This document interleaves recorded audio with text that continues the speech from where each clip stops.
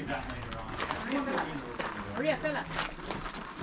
You'll see that thing that later on. Now, within this good enough mine, there would be 50 men working underground. They would divide the men up, 20 drillers, hand carving out this rock. This used to be solid ground. Then they had 10 supervisors in charge of blasting powder. That's equivalent to an M80 firecracker today, very small. The last 20 miners, they called it the muckers. Muckers had a 100-pound bag on top of their back full of ore.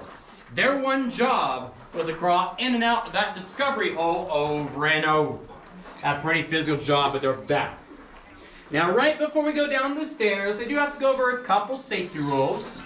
So first off, if you happen to see a yellow safety chain like this one, make sure you don't go past it. This is a real mine. We got real dangers. In the mine, we got 300-foot drop-offs. Make sure you don't go past any of these. Now, of course, second off, in front of you to your left, you got all those big timbers.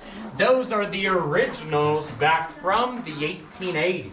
Dang. That timber still has one job today, holding this ground above us. So if you see any wood, old or new, for my sake, make sure you don't touch it. And of course, try not to touch the rocks if you can at all possible. Our body oils do break down the rocks 10 times faster. And if your helmets do fall off, you're fine. Make sure you throw them back on. Oh, yeah, that's it. We have low-bearing rocks in the mine, some painted red. They mean watch out, possibly duck. The tallest miner was 5'6" underground. So feel free to take as many pictures and videos down here, I don't mind. Just make sure you stay up with the group. If you do so, watch out the step. When you're ready, follow me. Your idea. We're behind, way behind. Man, it's nice and cold out here. Nice and cool. Down goes Angie. Down goes Frazier. Hey, take a selfie looking up. Back this way. Hurry.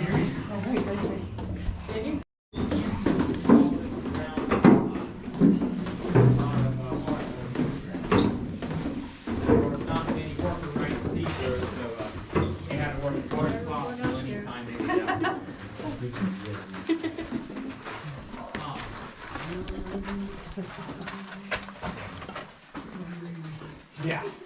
Now, within this good enough mine, there was actually a lot of names for the parts surrounding it. For example, this ceiling above your head, it's called the back of the mine. The walls right and left are called ribs. The rooms big and small are called stopes, kind of like a room in a house. Of course, this tunnel that you're in right now, it's really called a drift of the mine, where they were chasing that vein. Now, coming up on your top left, there's another drift with a light shining up. If you could go up that path today, you would enter the basement of the Crystal Palace Saloon. Basically, some kids found it out in 1965, going up there, stealing liquor from the liquor cabinet every night. So that is closed off today, just so you know. So make sure you take a look at your top left side coming up. Do watch out for stepping your head. When you're ready, follow me. That's funny. Right? That'd be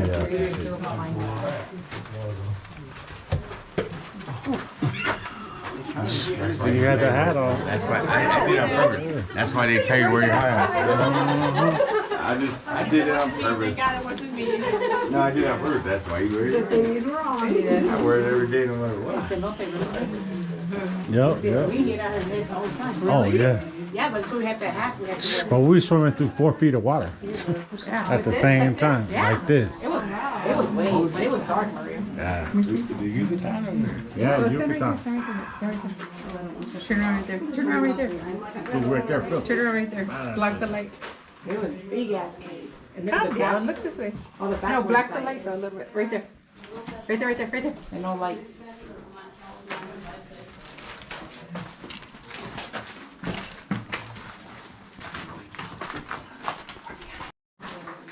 Yeah, this good enough mine was only active for 20 years, 1870 to 1890 years. They didn't have a very long time in the grand scheme of things. Yeah, within those 20 years, every miner would be looking for this black and gray rock in front of them. We call that today silver. And now this silver, this is a lower grade variant called silver chloride mixed with manganese. This silver chloride makes around 97% of the silver even in today's mines. Now the reason why they never took this small chunk out, there's a good chance they found a better vein of high grade, maybe right behind us. That high grade vein typically looks a lot more shiny to your eye. You'll be seeing a small chunk of that later on throughout the mine. And one thing to note, this is black today because it's oxidized. When this was solid ground, it would be more blue and green for the mines. And now right before we keep on moving down, standing right behind you, we got all these rocks that are stacked up in a straight line. Some in the middle, some to your left, a lot right behind me as well. Now this rock formation, it's called gobbing or cribbing. It's scrap rock. They never need to take it out. So instead, they would stack this from the bottom to the back above your head to make an extra backbone to help stabilize everything down. Now they thought this was a pretty good, smart idea, until they realized it's a complete waste of their time. Come in the graveyard of Jesus.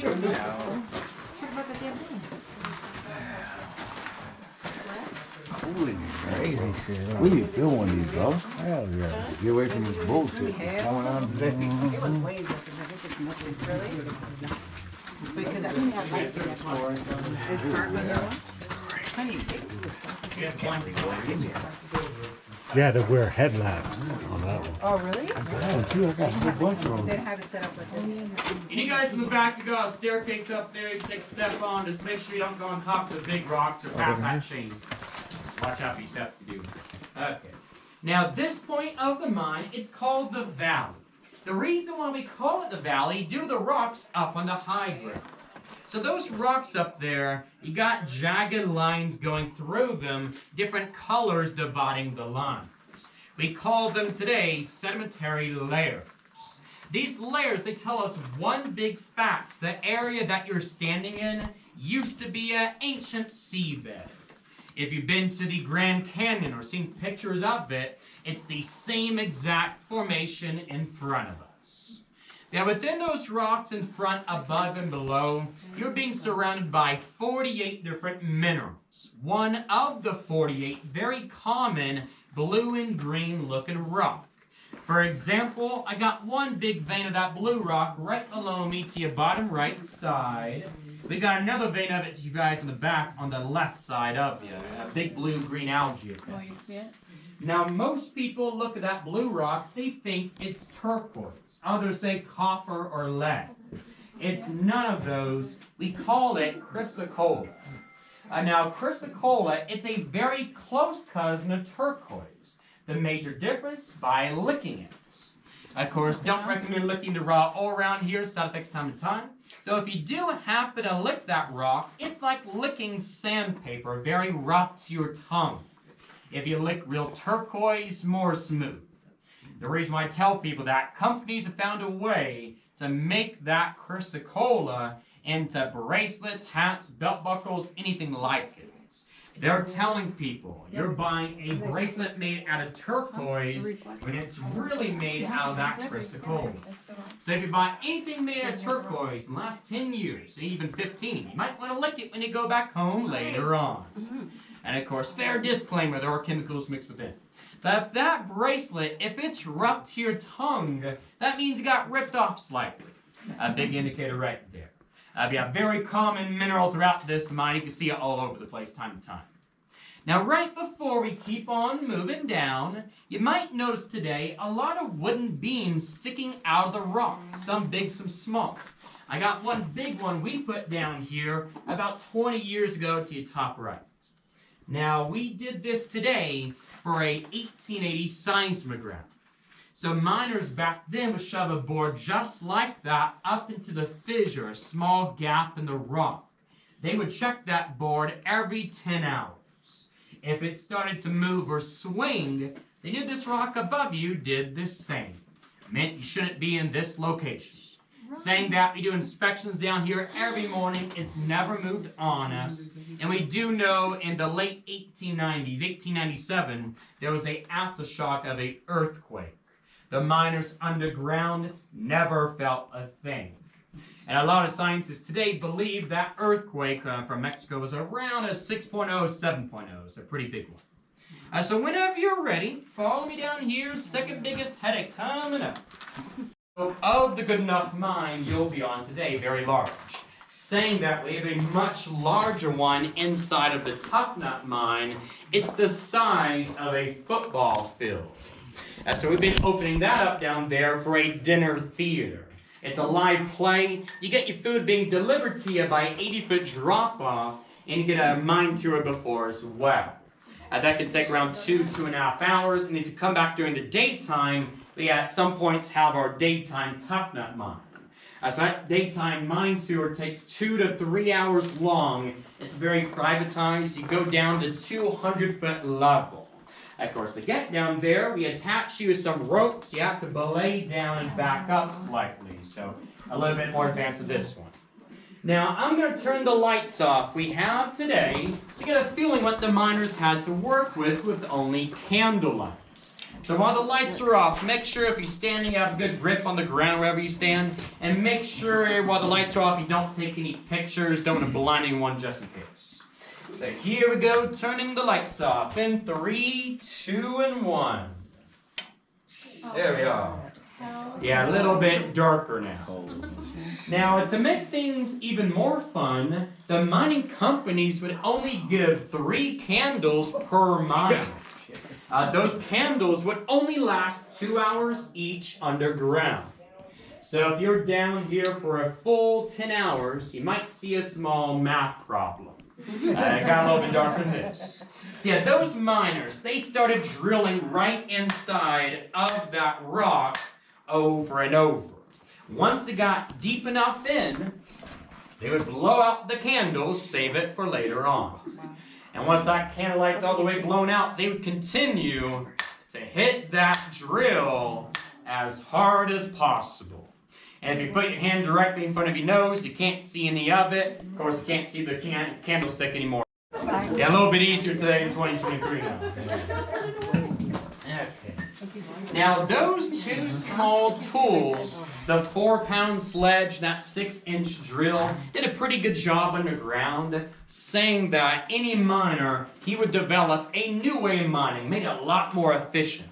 This new way had 2 miners working together, the first miner holding on to this 40-pound bar. Now, he had both hands on this drill.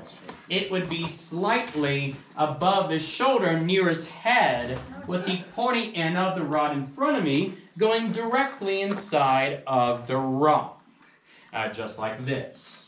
Now, the second miner with them had an 8-pound sledgehammer. That second miner's job was to hit that little end piece of that rod as hard as possible.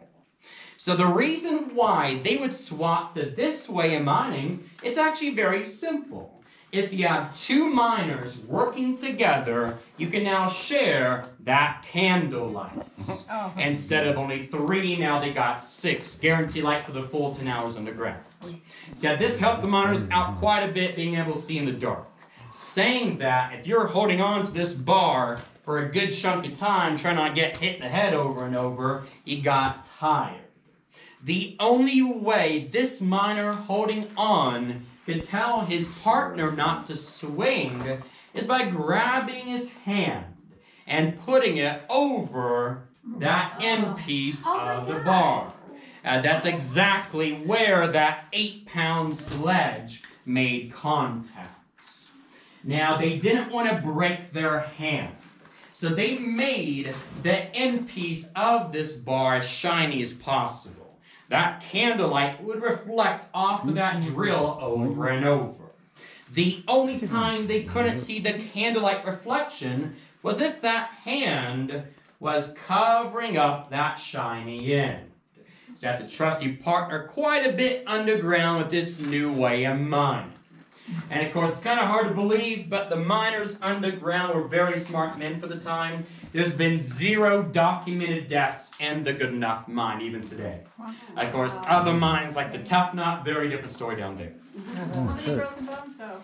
You know, from what I could tell, not too many. One thing that actually did help them out with this, though, most of these miners kind of knew about the system already. Most miners were Irish underground, so they taught the Americans how to mine, basically. Now, even though 0 official deaths have been down in this mine, there was a very deadly problem every miner would have, sooner or later. That miner, he would start having shaking hands, he couldn't control his body, and then having double vision later on.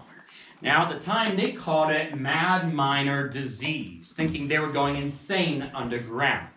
Today, that disease, it's a form of poisoning inside of this can. So this can here is where the miners were eating their lunch out of. And every single day, eating beans out of this can, they were also consuming a very deadly white rim on the very bottom of this. You can still see that today pretty well, actually, that one right down here, that little white circle. So that white circle there, that is lead. If there is any miner eating his lunch from a can like this one, he was really giving himself severe lead poisoning. So that lead poisoning there, that white circle, it's the main reason why every miner would only live to the age of 30 to 35 years old, very young. The reason why they never officially died in this mine, if a supervisor caught the miner shaking his hands, they would fire him instantly and knew he would get too slow on the job. Of course, no OSHA or MSHA back then to protect miner rights. Now, right before we keep on moving down to the next stop, since we're a good-sized group here, I'm going to turn these lights off one last time. I'm going to be looking above our heads up here with a big flashlight, so it'll be pretty light. You're right now.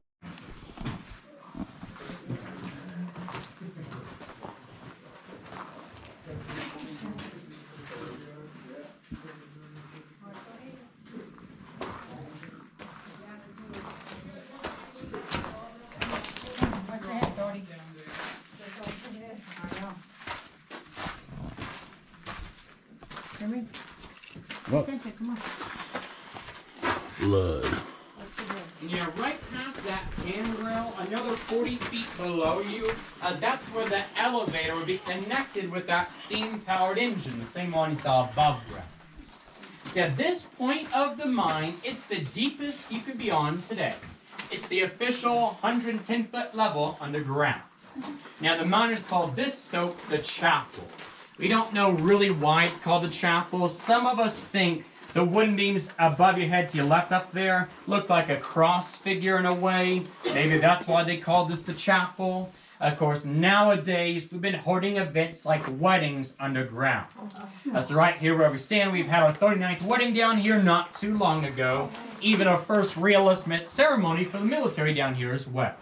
Of course, fair warning, if you bring a... Cool shit.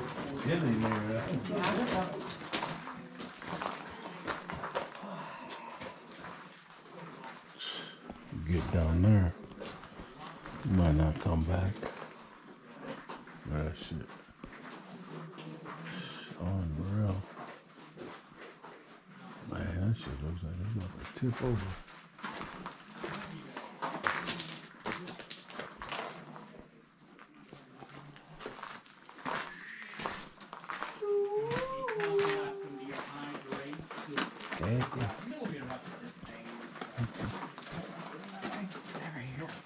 What do you think it is?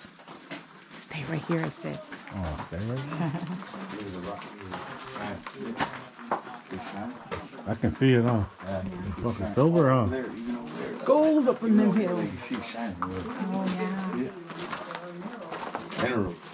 That whole side with the lips.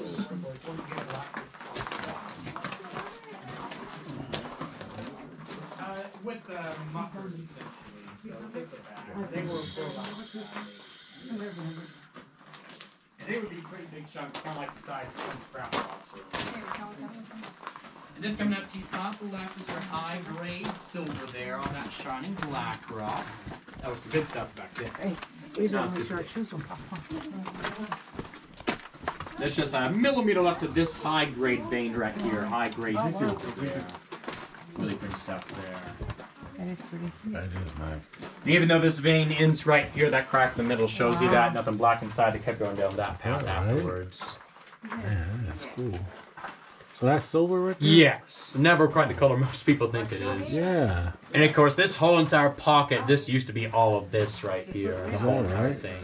So does this run all the way like deep inside? It would, but this crack here shows you it's the end. There's nothing black inside right there. okay. More than likely, that's the end. Okay. But there's another vein right down here too. They follow that black vein right there. Oh, okay. A small little one there. Where's this one lead to? That's, I believe, one of our boss's office zones down there. He puts his tools down there. Is that right? Up Really? and down, yeah. Oh, shit. He grew smart sometimes. Right. Holy shit. Now, once again, we're back in the same stove where we turn the lights off on, just the other end of it. But this stove, I like to tell people how they really process the ore down and what they made the silver out of. So once the miners got those 100-pound bags above us, they put them on a wagon sent to a town called Charleston. They had a mills about 10 miles away on top of the San Pedro River. Now, on the mills, they had different stations. The first station was a rock crusher that had V-shaped metal claws that would keep pounding that hand-tight shape of ore, that big chunk of ore, down to the size like your hand.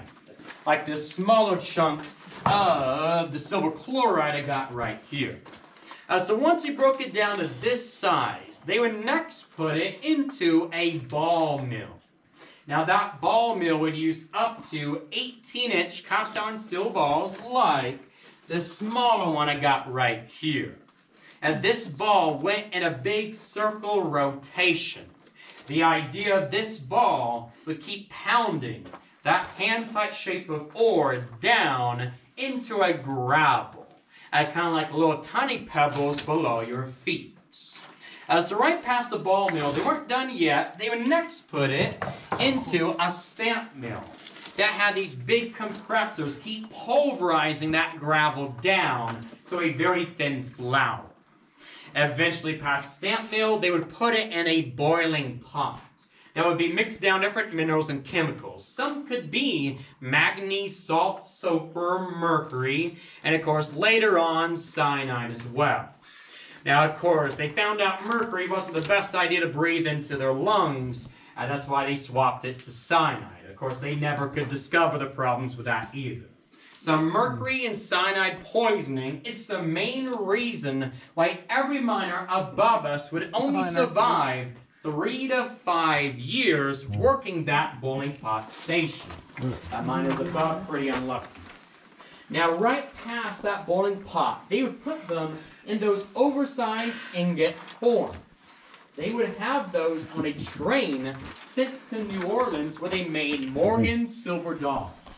So a Morgan dollar coin from the year 1880 to 1882 has a O mint mark on the back of that coin below the eagle. That tells you the silver built within the coin only came from one mine alone, the Goodenough mine you're in today. It's very rare stuff. Of course, if you haven't seen it already inside of our museum, there was an 1880 O mint mark Morgan dollar. A lot of cool artifacts in there as well for you to go inside. Now, right before we do the fun part, going back up the stairs, I always like to tell people here why this mine really shut down, because a lot of the cowboys above us tell people the wrong information. So if you ever heard of a flood down here, way too much water in all the mines, no, that is pretty much completely wrong. The reason why this mine, like most others, never got to the water table. Now, there were a few that did, but even those... Hey, that dude gave me a ripped up fucking $10. Watch your head, guys. What the Oh shit, hell? look at this. Oh, that's where we were, huh? Are you fucking kidding me? What? Somebody gave me get $10 ripped up $10. Fucking take it back. I don't even know who It's probably that dude in fucking old hillbilly motherfucker. No, it wasn't. Yeah, it was. Vámonos.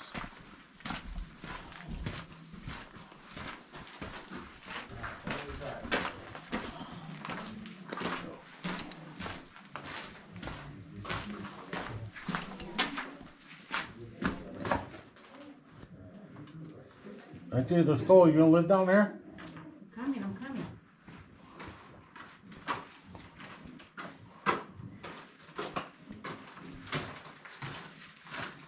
Let's camp down here. You're right. Come on. That's cool.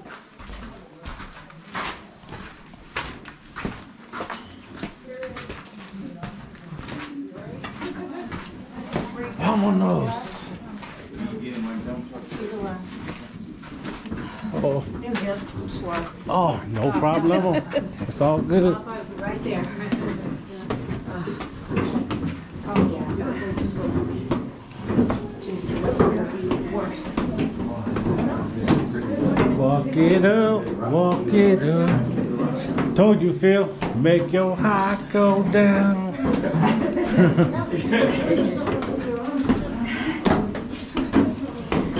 Back your nose.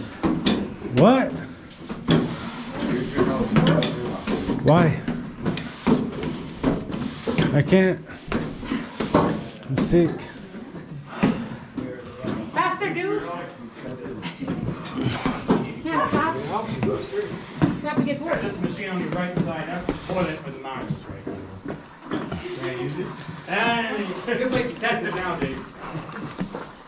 Yeah, they call this a honey pot, honey wagon, honey cart Hey. toilet today. Two-seater as well.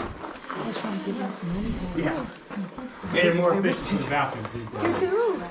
This is for tips. So yeah, I hope everyone enjoyed the mine tour today. Because once again, my name is Austin. We do have a TripAdvisor account here. If you have one, third year in the row, top 10% TripAdvisor worldwide. I do have cards right below me if you want to take one for yourself. Always fair reminder, if you don't like the tour, know my real name's actually Leva. One more donkey's butt. If you have any questions, make sure to ask me right here. If not, don't want to make it late for anything. Your exit's right up there. Take a right, open up the gate for yourself. I'll be